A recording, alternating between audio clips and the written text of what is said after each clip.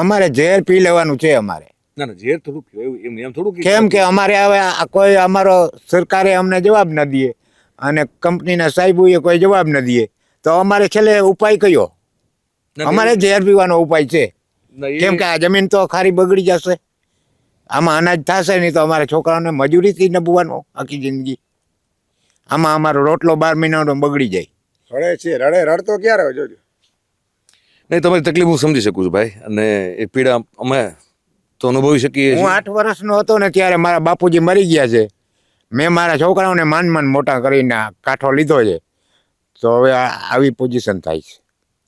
ભૂગતા ન હોય ને ત્યારે ભૂગતા ન હોય ને ત્યારે રડતા હોય. મારા જોડે ને ઈ મને પેટમાં દુખે. મારા છોકરાને મેં ભણાવ્યો. એના માપવાના પૈસા છે ને મેં દીધેલા. મારા છોકરાને મેં ભણાવ્યો ને ખેરાજમાં કોન્ટ્રાક્ટર છે એની ફી ભરી છે.